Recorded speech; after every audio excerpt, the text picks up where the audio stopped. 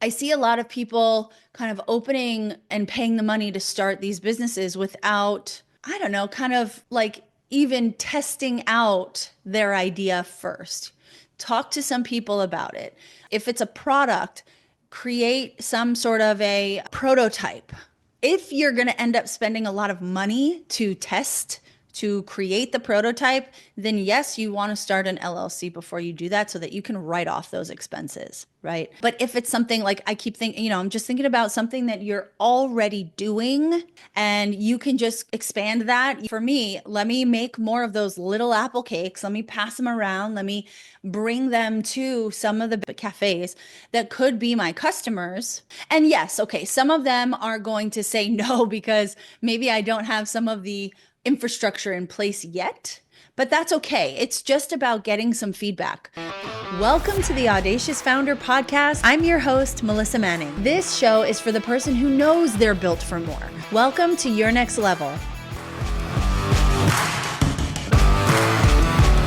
Welcome to the Audacious Founder Podcast. My name is Melissa Manning. I am your host, an audacious founder, and your expert in all things entrepreneurship.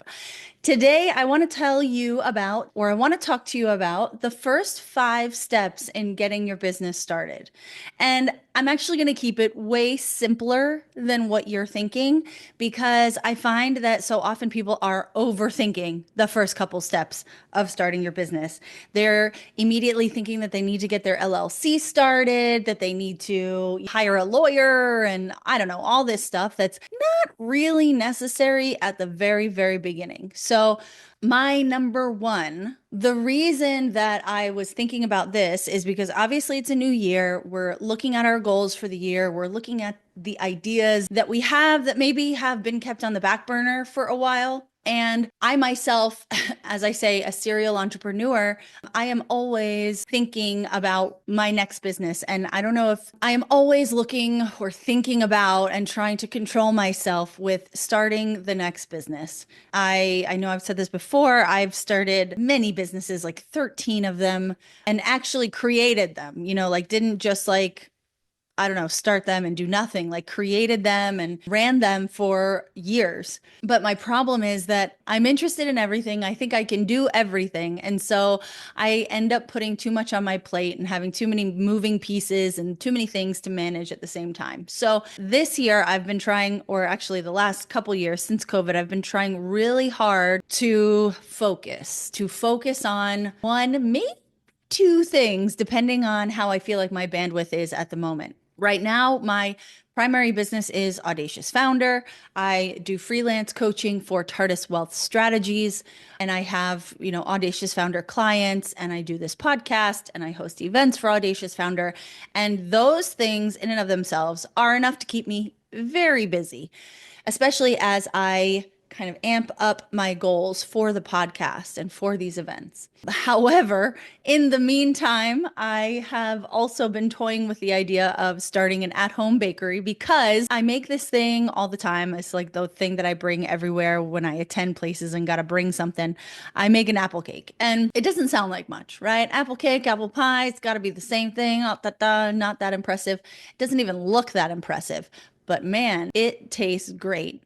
And people are always surprised when they eat it, and they always, for the most part, love it. So this year I made mini apple cakes in this really cute little cardboard for the people that live in my building, just as like, thank you for responding quickly to all my maintenance requests throughout the year, and, just a Merry Christmas and thank you.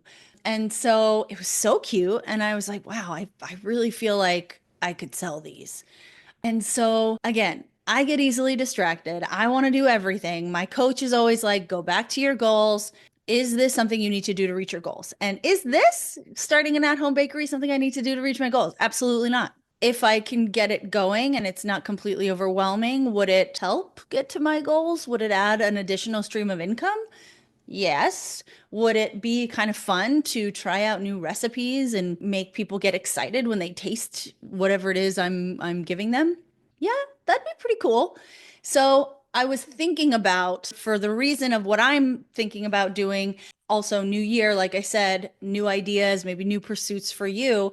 How do you get started? What are the first couple steps? And again, don't overthink it. Keep it super simple. And number one, identify your product or service. What is it that you're selling? For example, am I selling purely apple cake or am I going to have other offerings?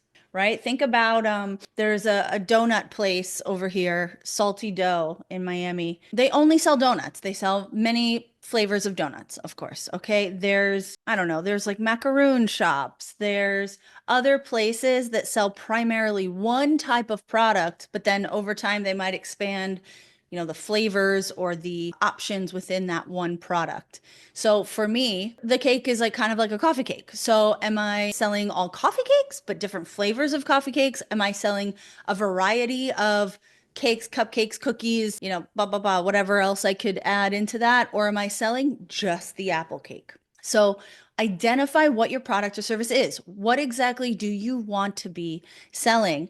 And this goes back to, I will say, think about your superpower, right? Like think about what is something you're really, really good at. Well, I guess that's a different topic here, but yeah. So define your product or service. If you need help doing that, I would say go back to what your superpower is. Think about a problem that you deal with on a regular basis that you have a solution for, right? Maybe it's easy recipes for working moms. I don't know. Maybe it's one of those health shots, right? Like the ginger turmeric shots that you make and you can easily pass that around to people. Whatever it is, identify what the business is, what the product or service is. Then think about who is your audience. Who is going to be the one that is like over the top, so obsessed with your product or service? Make lists of characteristics about your audience. Be as specific and niche down as much as you possibly can. Is your product or service only for, I already said working moms, but only for like, okay, yes, other people can access it and buy it, but when you are writing copy, when you are writing content, who are you picturing? Who, if you could help, any sort of group of people in the world, who would that be? Who would this product help the most?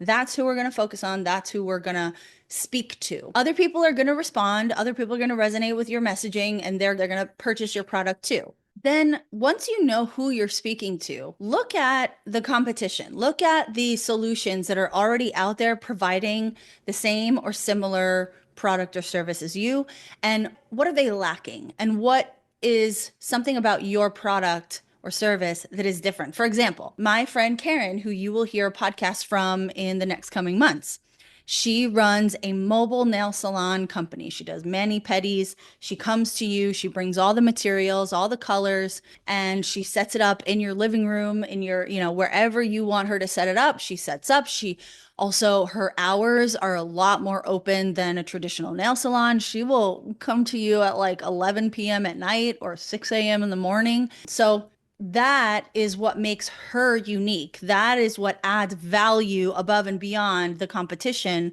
for her, is that her timing is super flexible. Her offering is super convenient. It comes to you, right? So think about, what does your audience need? That specific person, even narrow it down to like one person if you could, because that'll make your copy, your content, your message that much clearer, that much more precise. So then, right. So what makes you different? Define what makes you different, what makes you special. For me, for the cake, apple cake is not a popular thing. Nobody's tried it.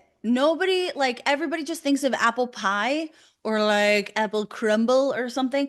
Apple cake is not a common thing. And it's totally underestimated, guys. So that's sort of my unique thing. The problem with that is it may not be enough, right? Because if people don't know it, if they haven't tried it before, they may not want to spend money on it, right? It's something that they don't know. So for my bakery, then I might have to come up with something else that makes it unique. I haven't really thought about that. I haven't thought that far ahead yet. Right, but define what makes you unique. Hey guys, here's what most people do when they want to build wealth. They download another freebie, they try to piece together random advice from TikTok and YouTube and end up stuck, overwhelmed, inconsistent, and spinning their wheels. But that is not how you create true freedom.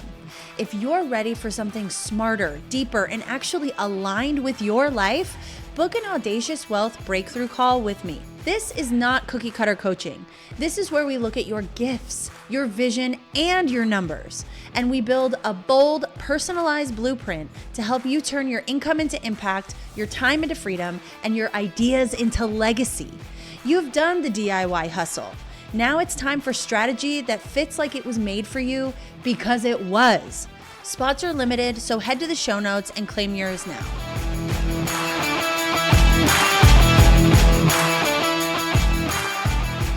Okay, and these are super simple, right? Like we're not actually doing very much yet. We're just kind of brainstorming. We are defining what your product or service is, defining your audience, and then we are defining what makes you different from what's already out there and how you're going to serve that audience differently from how they're already being served. Then you're just going to decide on a name, right? Because we can't open an LLC if we don't have a name. We can't start telling people about this until we have a name. I mean, I guess we can, but it's going to be much more valuable if we can start sort of planting that name in people's minds and then start testing it out. Okay. We don't have to, like, again, people are always with my clients, right? They are starting LLCs even before they have started looking for a rental property to buy, right? They are paying the fees. There's a point of that, actually, as I say that, I'm like contradicting myself in my head because for tax strategy purposes, yes, you should have an LLC, okay? Even if it's a quote unquote consulting company. And again, I am not a licensed accountant, so please check with your accountant before you do anything regarding your taxes. But I see a lot of people kind of opening and paying the money to start these businesses without, I don't know, kind of like even testing out their idea first. Talk to some people about it. If it's a product, create some sort of a prototype. If you're going to end up spending a lot of money to test, to create the prototype, then yes, you want to start an LLC before you do that so that you can write off those expenses, right? But if it's something like I keep thinking, I'm just thinking about something that you're already doing. Maybe you are really crafty and you make Christmas ornaments, right? Like if it's something that you're already kind of doing and you can just expand that, you can just kind of invest a little bit more into that. I would say test it out, right? For me, let me make more of those little apple cakes. Let me pass them around. Let me bring them to some of the bakeries that could be my customers, not bakeries, but cafes that could be my customers, and see if I get any bites. And yes, okay, some of them are going to say no because maybe I don't have some of the infrastructure in place yet, but that's okay. It's just about getting some feedback. Maybe it's talking to Aunt Shelley who used to own a bakery. Maybe it's talking to somebody who, like somebody out there, or asking your friends if they know anybody who has done something similar to this so that you can get some tips. You can offer them some of your product and see, get some advice around it. I mean, if you open an LLC and let's say you open it under a specific name and then you change your mind around the name, that's not a big deal because you can just do a doing business as a DBA under whatever the new name is that you select. But again, like I don't want you to, I'm somebody who dives face first, right? So I'm going to go to the wholesale kitchen supply market or whatever they're called, where I'm going to buy things in bulk to make the cakes. And I'm going to make 37 cakes with nobody to give it to, right?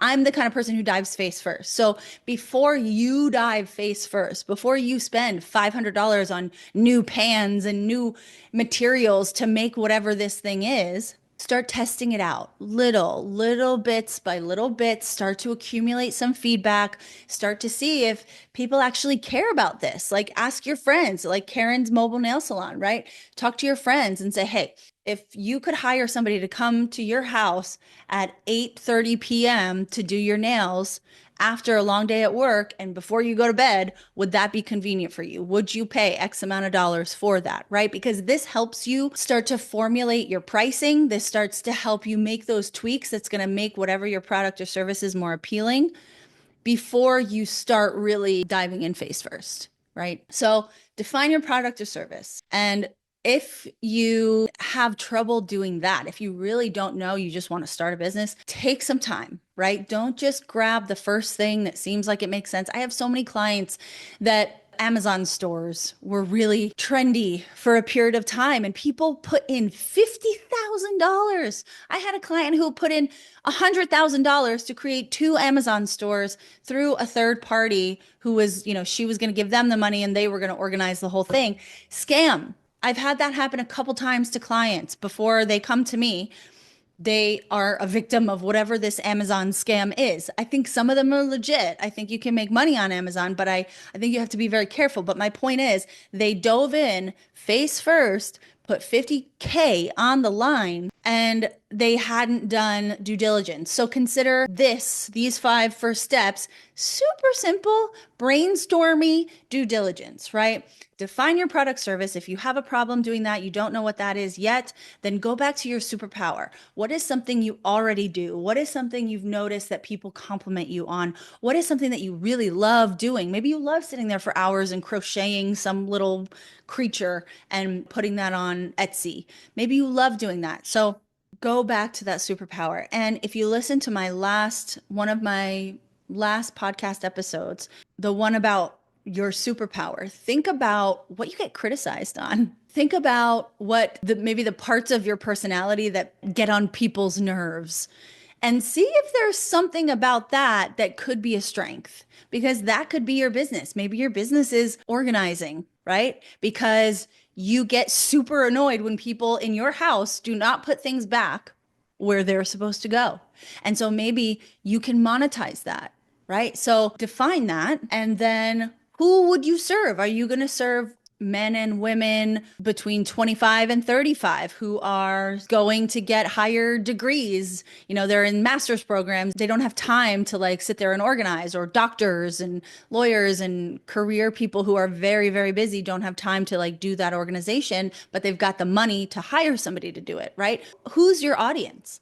And then what about your organization company? What about your business? What about you that's going to make you stand out from the crowd, from the plethora that already exists? And then decide on your name. What are you going to call it? And does that really resonate? Do you think that you can kind of stick with that name for the next at least 10 years? Is that a name that can grow with you? And look, you can always change that, but it's when we change names, it can slow down momentum, right? Because then people they don't know what's going on. They don't know where to find us. They forget our website. So decide on a name that you feel like really represents you and this business, and it's something that can last for you.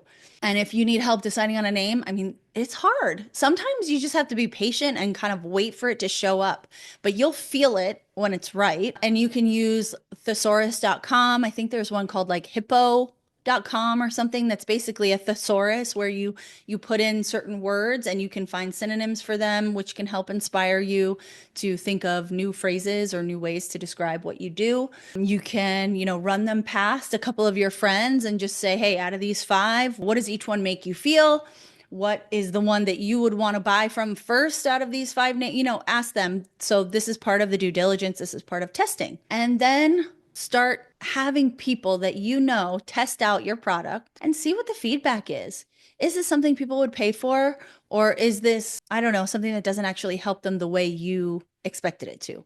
Because honestly, this is really valuable in that it could point you in a different direction, or it could point you to making a tweak to this product or the service that actually becomes a different product or service, one that you wouldn't have thought of otherwise. So this is the really juicy part, the testing. And after that, I would say that's when you start doing the legal stuff, right? I don't want to spend money on this until I know that this is something that's going to create money for me, pay me back. So hold off on that. But once you start to see, okay, I'm starting to spend more money on this, I'm getting really positive feedback, people are starting to ask me directly for this product or service, okay, I really need to incorporate, I need to get this legal, I need to get a tax ID so that I can start ordering in bulk and get wholesale discounts because I'm a business entity now. Okay, guys, well, that is all I have for you today. Again, I hope that this calmed your nerves a little bit when you're thinking about starting a business, because it should be a little bit organic. It should be organic in that you get clues that keep you moving forward.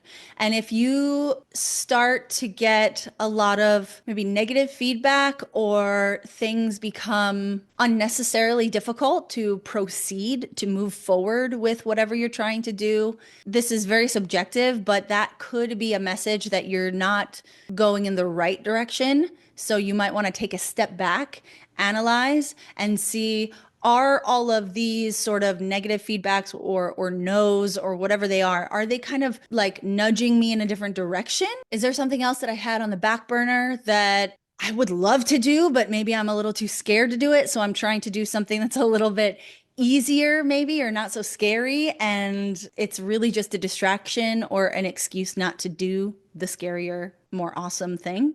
So it's something to consider. But if you feel like you're getting stuck there, you know that you can always schedule a discovery call with me and we can start to work through it. So I hope you have a wonderful day, and I will see you next episode. Well, that's a wrap on today's episode of the Audacious Founder Podcast, Being Bold in Business. If this sparked something in you, if it made you think bigger, dream louder, or take one bold step forward, then don't let it stop here. The real transformation, that happens off the feed. Head to the show notes and drop your name on our email list, because our community gets the unfiltered tools, strategies, and stories that I don't share anywhere else. Audacious moves only. I'll see you in your inbox.